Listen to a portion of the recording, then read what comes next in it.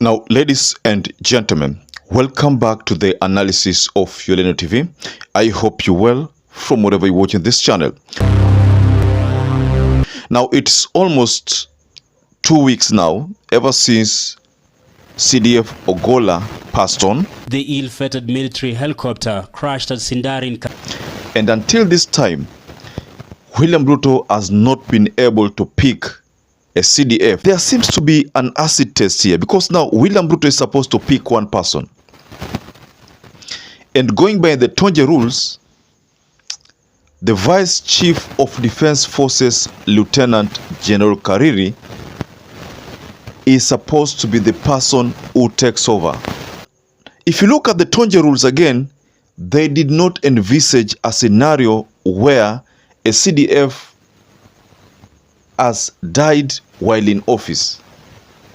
So this is what many people are calling an acid test, because if it was supposed to be automatic, then Kenyans would now be knowing who is supposed to take over. But because of this challenge, William Ruto is alleged to be facing an acid test. So I want us to expound this challenge, ladies and gentlemen. But before you do that, please like this video. That is the only way you support our work. And you can subscribe to our channel if you're not subscribed before. And to those who subscribed before, thank you so much for supporting this channel. All eyes are focused on the Vice Chief of Defense Forces, Lieutenant General Charles Kariri. It's an honor to kindly invite the Vice Chief of Defense Forces to give his remarks. VCDF, sir. I'm Eileen Ogolla and the family of the late General, our CDF, Francis Omondi Ogolla, and the current commander of Kenya Air Force, Major General John Omenda. The unfortunate crash throwing the military into succession talks, which for the very first time in the history of the Kenya Defense Forces is happening following the death of a serving chief of the Defense Forces. Before ascending to the apex position, Ogolla served as Vice Chief of the Defense Forces and Commander of the Kenya Air Force. His ascension was in line with the Tonje rules that have for years now defined succession in the Kenyan military. General Ogolla, himself an Air Force pilot, was drawn from the Kenya Air Force, and his predecessor, General Robert Kibochi, drawn from the Kenya Army. Before the two was General Samson Mwathethe of the Kenya Navy. If the rotational nature of the Tonje rules would again be followed in appointing the next Chief of Defense Forces, as is expected, then that man will come from the Kenya Navy. The Daudi Tonje rules are not in the Kenya Defense Forces Act, and they are not even documented anywhere. They may not necessarily be followed, even though it has been the tradition for decades. This is now serving as a litmus test to William Ruto, because a term goes for around 4 years, if I'm not wrong.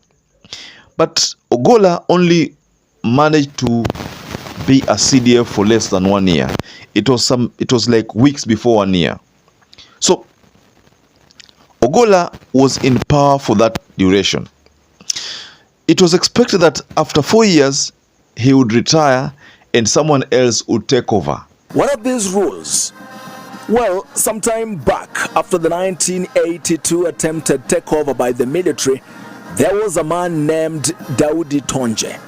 Tonje served as Chief of Staff of the Kenya Armed Forces during President Moi's reign between 1996 and 2000, introducing great reforms in the military. One of them was the rotational appointment of the Chief of Defense Forces. The person who was supposed to take over is Lieutenant General Charles Kariri. The person to be a CDF is Charles Kariri. That is what I see, ladies and gentlemen. My mathematics leads me to those two scenarios between general. But either way, all Kenyans know that it's either Charles, Lieutenant Charles, or Major General John. Either of the two, one of them will serve as a CDF. But nobody knows who is going to serve as a CDF. But because of the two scenarios I have told you about, either of the two can be a CDF. So that's what I make, ladies and gentlemen, from this revelation. So what do you think is likely to happen? Because someone talks about an acid test, you know, an acid test, saying that Ruto faces acid test to replace the late general. And I think I agree with that narrative.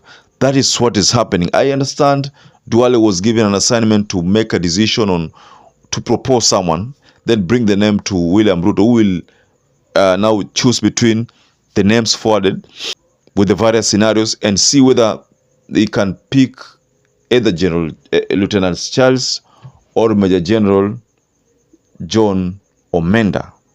So perhaps if you watch this video and you're not subscribed, please take 1 second and subscribe, like this video.